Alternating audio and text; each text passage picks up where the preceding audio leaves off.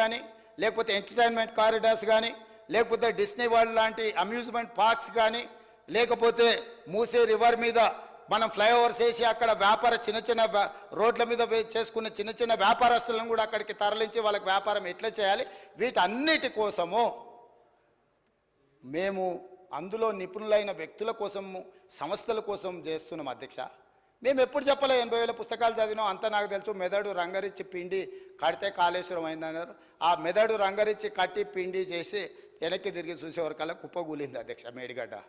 మేడిగడ్డ కాస్త మేడిపండు అయింది. అందుకే మేము 80,000 పుస్తకాలు చదివినామని అతి తెలివితేటలు ఈ ప్రభుత్వం ప్రదర్శించదలుచుకోలేదు. ఏ పని ఎవడు చేయాలనో వాడే చేయాలా. గాడిద పని గాడిదనే చేయాలి, కుక్క పని కుక్కనే చేయాలి. కుక్క పని గాడిద చేస్తే నడ్డి ఇరిగిందని వెనకటికి తెలుసు కదా అధ్యక్ష మీకు. అట్లయితుంది, కాలు ఎరిగినట్టు నడ్డి ఇరుగుతుంది అధ్యక్ష. అట్లాంటి తప్పులు మేము చేయదలుచుకోలేదు. నా ఉద్దేశం అది కాదు. నేను పరిపాలన అనుమతి ఇవ్వగలను, నాకేం కావాలనో చెప్పగలను యాజ్ ఏ స్టేట్ హెడ్. దాంట్లో ఎవరు ఉంటే ఇప్పుడు మనం ఇల్లు కట్టుకుంటే స్ట్రక్చరల్ ఇంజనీర్ స్ట్రక్చర్ ఇస్తాడు, సివిల్ ఇంజనీర్ సివిల్ ఇస్తాడు, అదర్ ఇంటీరియర్స్కు ఆర్కిటెక్ట్ ఇంటీరియర్ డిజైనర్ ఇంటీరియర్స్ ఇస్తాడు. ఏ పని ఆ పని చేస్తారు అధ్యక్ష, ఎవరి పని వాళ్ళు చేస్తారు. అట్లనే మూసీ రివర్ డెవలప్మెంట్ ఫ్రంట్కు 1,50,000 కోట్లు 1,50,000 కోట్లని తోకదగిన బల్లిలాగా దుంకులాడుతున్నాడు అధ్యక్ష. ఇంతవరకు అంచనాలే రాలే. నేనేం చెప్పినంటే రాబోయే 5 సంవత్సరాలలో ఈ హైదరాబాదు నగరాన్ని అభివృద్ధి చేయడానికి 1,50,000 కోట్ల రూపాయలతోని మేము అంచనాలను ప్రతిపాదిస్తున్నాము. నేను చెప్పిన 1,50,000 కోట్లలో అవుటర్ రీజనల్ రింగ్ రోడ్కే దాదాపుగా 35,000 కోట్లు అవుతాయి అధ్యక్ష. కేంద్ర ప్రభుత్వం ఒకవేళ ముందుకు వచ్చిస్తే 50% వాళ్ళు ఇస్తారు అధ్యక్ష.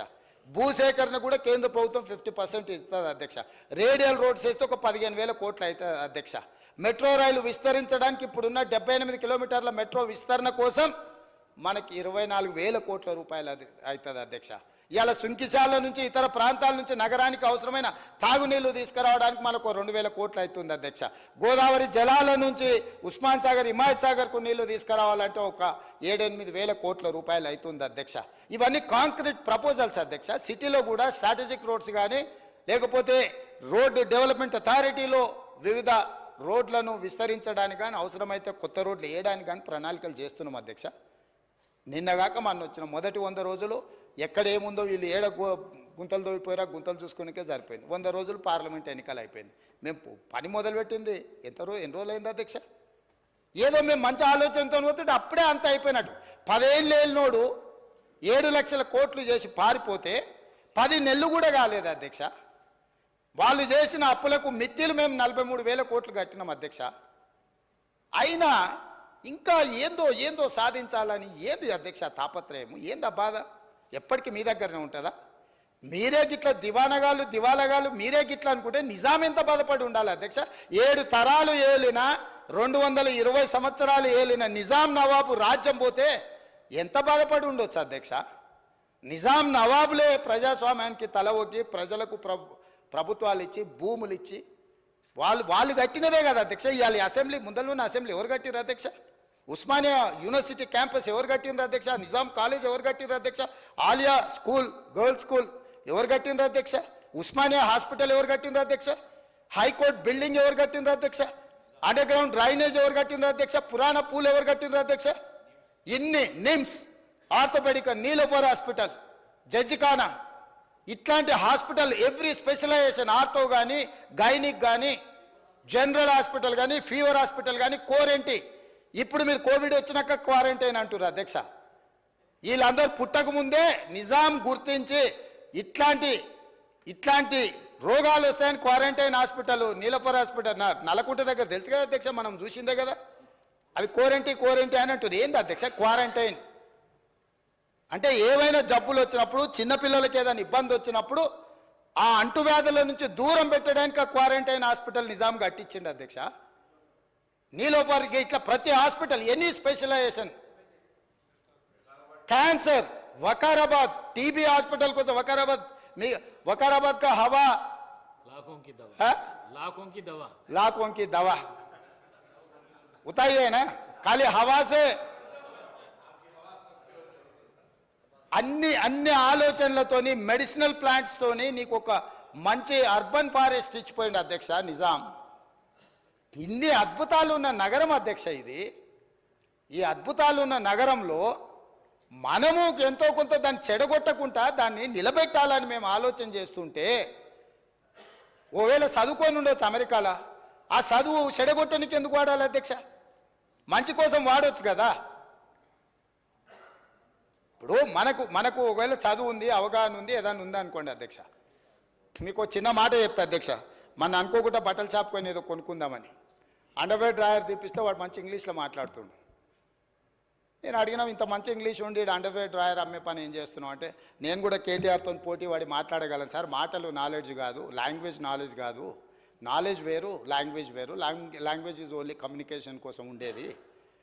అంటే నీలాకి ఇంగ్లీష్ వచ్చిన వాళ్ళు ఇక్కడ హోటల్లో ఫుడ్ ఆర్డర్ తీసుకున్నటోడు ఆడిపోతే నీలాగానే ఇంగ్లీష్ మాట్లాడుతూ ఉంటాడు. మేము ఎప్పుడైనా కొంచెం మంచి హోటల్కి పోతే వాడు వచ్చి మెనూ ఇచ్చేసి మంచి ఇంగ్లీష్లో మాట్లాడతాడు అధ్యక్ష. సో దాని మాత్రాన మాత్రే అవుతాడా? అవగాహన చెయ్యాలన్న ఉద్దేశము, ప్రజల ఆమోదం ఉంటే నాయకులం అవుతాం అధ్యక్ష. ఆశపడితేనో ఎదురుగున్నోళ్ళను అవహేళన చేసినట్టు మాట్లాడితేనో కుదరదు అధ్యక్ష. కాబట్టి ఈరోజు అంతెందుకు అధ్యక్ష, నేను సూటిగా ఒక మాట ఈ వేదిక మీద నుంచి చంద్రశేఖరరావు గారిని, రామారావు గారిని అడుగుతున్నా. ఇప్పుడు గజ్వేల్కు మిషన్ భగీరథలు నీళ్ళు ఇచ్చిండని అధ్యక్ష అన్నాడుగా అధ్యక్ష. నేను ఇవాళ సవాల్ చేస్తున్న అధ్యక్ష, శ్రీపాద ఎల్లంపల్లి నుంచి హైదరాబాద్కు తీసుకొస్తున్న మెయిన్ ట్రంక్ లైన్కు బొక్క కొట్టి కాంగ్రెస్ వేసిన ట్రంక్ లైన్ నుంచి గజ్వేల్కు తాగడానికి నీళ్ళు ఇచ్చిండు అధ్యక్ష. ఇప్పుడు పోదంపా, నేను చూపిస్తా. నీ గజ్వేల్కి ఇచ్చిన నీళ్లు కూడా కాంగ్రెస్ పార్టీ వేసిన శ్రీపాద ఎల్లంపల్లి నుంచి హైదరాబాద్ నగరానికి తరలించిన గోదావరి జలాల నుంచి బొక్కగొట్టి తీసుకుపోయి ఆయన గొప్పలు చెప్తాడు అధ్యక్ష. ఈ గొప్పలని ఎవడైతే అధ్యక్ష, వాళ్ళ భజన చేసేటోళ్ళకో లేకపోతే వాళ్ళ బానిసలకో చెప్పాలి. మాకేంది అధ్యక్ష చెప్పేది? నేనేందంటే సచ్చినపావుని ఏముంది సంపనిక కొట్టని, కానీ సచ్చినపావు అని నేను పట్టించుకుంటలేను. కాకపోతే ఏమవుతుందంటే అబద్ధాలు అడ్డగోలుగా మాట్లాడి దాన్ని ఏదో నమ్మించాలనే ప్రయత్నం చేస్తున్నారు అధ్యక్ష. అందుకే ఇవాళ దానం నాగేందర్ గారు మాట్లాడినారు అధ్యక్ష. 30 ఏండ్ల నుంచి వారు ప్రజాప్రతినిధి, నాకు తెలిసి మీకు కూడా తెలుసు.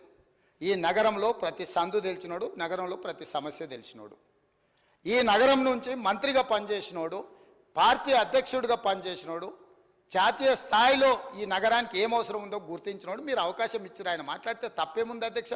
ఈ సభలో ఏ సభ్యుడైనా తమరు అనుమతి ఇచ్చినప్పుడు తమ ప్రాంతానికి సంబంధించిన సమస్యల మీద మాట్లాడతారు అధ్యక్ష. ఆదిలాబాద్ అడవుల గురించి, ఆదివాసీ బిడ్డల గురించి, అక్కడుండే ఐటీడీఏ గురించి ఒకవేళ మాట్లాడాల్సి వస్తే పాల్వాయి హరీష్కు మీరు ఇస్తారు అవకాశం. ఎందుకంటే ఆ ప్రాంతంలో నిత్యం ఉండేవాడు, అక్కడుండే పోడు భూముల కోసం కొట్లాడేటోడు, పోడు భూముల కోసం, ఆదివాసుల కోసం జైలుకు పోయినోడు. కాబట్టి ఆయనకు ఆ సమస్యల పట్ల అవకాశం ఉందని మీరు ఇచ్చుండవచ్చు కొన్నిసార్లు. అది మీ విచక్షణ అధికారం. మీ అధికారాన్ని ప్రశ్నించే అధికారం ఎవరికి లేదు అధ్యక్ష. వాళ్ళకి కావాలంటే ఎవరు మాట్లాడతారో మాట్లాడడానికి మైక్ తీసుకోమనేది ఉండే. ఆయనకి ఇవ్వద్దనే అధికారం ఒక సహచర సభ్యుడికి 30 ఏళ్ళ నుంచి ప్రజా జీవితంలో ఉండి ఈ హైదరాబాద్లో ఆసిఫ్ నగర్ నుంచి మొదలు పెడితే ఖైరతాబాద్ వరకు ఎన్నో పర్యాయాలు ఎమ్మెల్యేగా మంత్రిగా ఎన్నికైనా ఆయనను వద్దనే అధికారం వాళ్ళకి ఎక్కడ ఉంది అధ్యక్ష? కనీసం